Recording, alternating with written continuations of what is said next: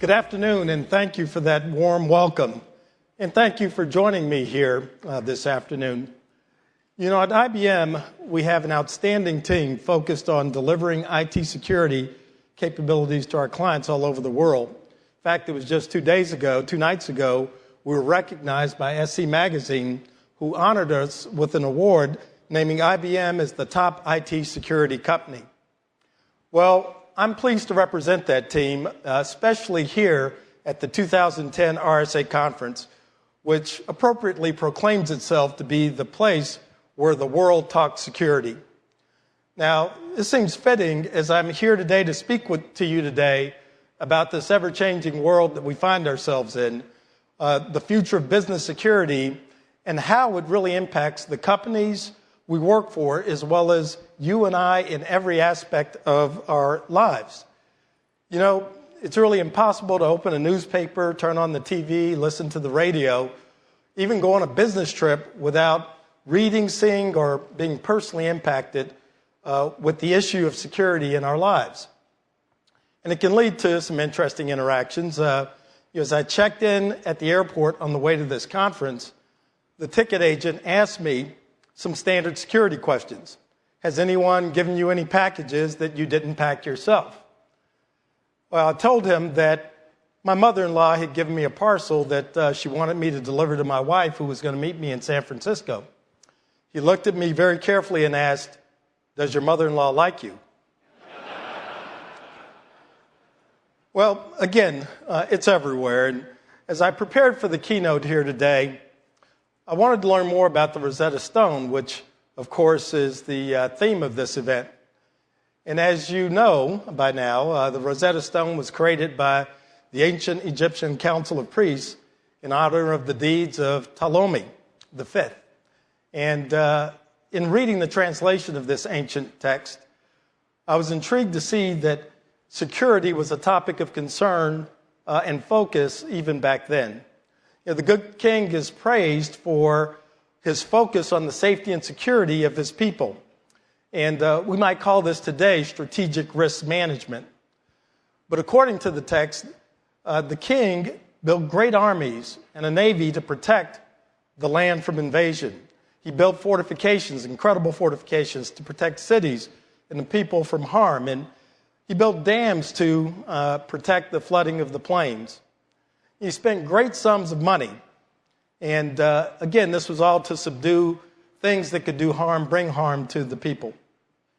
Now, the priests praised the king because they saw that over time, with strong security, had come strong prosperity. You know, a topic that really, I think, is timely for us here today. Now, obviously, a lot has changed in the past 2,000 years since the carving of the stone, yet much is the same. We still praise or condemn our leaders, and we worry about the prosperity and well-being of people. But fortunately, we no longer paint cave walls or have to carve text into stone. You know, the communications of our thoughts and ideas revolutionized by the printing press, transmitted in minutes now by the telegraph and telephone, and of course then carried into the homes of the masses through mass media, radio and television. These things are all now completely ingrained into the fiber of our everyday lives. And again, technologies that we considered science fiction a mere 50 years ago are everyday things that we use. Mobile applications, tweeting, as possibly some of you are doing right now, Facebook and blogging. Again, but a simple fact remains. With strong security comes strong prosperity. Now, I'm sure that here on day 3 of this conference, I don't have to explain to you how our lives are getting more complex. The pace of change in business, politics, technology, it's all accelerating exponentially. And we're not talking about mild, episodic change. We're talking about, indeed, turbulent change, economic disruptions, cyber attacks, political upheaval, technology leapfrogs, and even natural disasters that occur without warning. Even when we anticipate change, maybe driven by new partnerships, mergers, acquisitions, or other strategic management initiatives, it requires our leaders to really deal with making decisions in the face of uncertainty in order to continue economic growth and expanding stakeholder value. Well, in the face of all this uncertainty, how do we anticipate? How do we prepare for all the bad things that can happen? Organizations at the end of the day have to learn to not only embrace change, but to thrive on it in these times.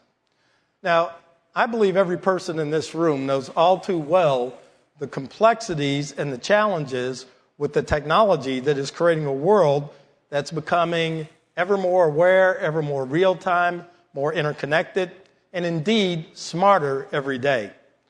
I'm sure that by this point in the conference, you've gone over every fear, every vulnerability, and all of these things that create stress in your workday and beyond. And they've been thoroughly expanded on, and with good intent, because awareness is one of the things that can indeed inspire action. So this afternoon, I've come to talk instead about a vision of the future of IT security, because vision can also inspire action. Now, over the last 2 years, I'm sure you've heard IBM speak a lot about the concept we call Smarter Planet. Some people call this the intelligent world. Others have written about it as the Internet of Things.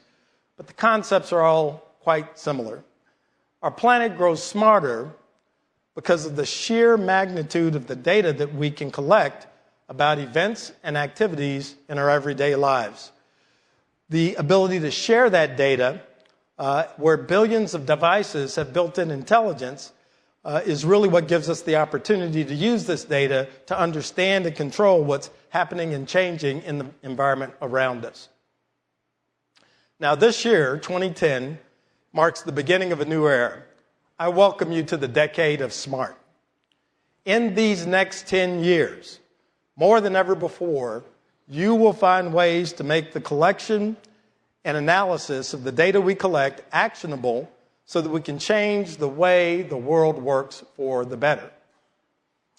Now, these changes will happen because of the development of leading-edge capability, leading-edge software capability, because on our smarter planet, it's really software that is the power of the innovation that's changing the way that we live. And just think about the impact of software in our lives. We're able to transform the utilities industry so that people only consume what they need and when they need it. For example, a leading utility provider in Spain is launching an automated energy management system that enables more than 300 industrial customers, 900 service providers, and 11,000 households to better control their energy usage. Users will be able to establish consumption protocols to minimize their electricity usage in peak periods and take full advantage of renewable energy resources when they're available. This is an example of how software is helping utilities add a layer of digital intelligence to the grids that they operate today. These smart grids use sensors, meters, digital controls, and analytic tools of all types to automate, monitor, and control the two-way flow of information around energy across their operations, literally from the power plant to the plug. Now, these smart grids, again, allow a power company to optimize performance, prevent outages, restore outages, and allow consumers more control over their energy usage, right down to networked appliances. Now, of course, solutions like this naturally raise concerns around privacy and safety. Greater efficiency relies on better data, but that's often the most sensitive data that we have available. Greater control relies on better access to these meters, for example, and all the devices installed on the power consumer's premises, but it also opens up new avenues for criminals, a whole new wave of denial of service attacks. Now, the smarter planet also means that we have to be smarter about these issues, and it means that we've got to build security and privacy controls into these systems, not as an afterthought, but right from the beginning. I'll come back to this thought. Now, some of you may have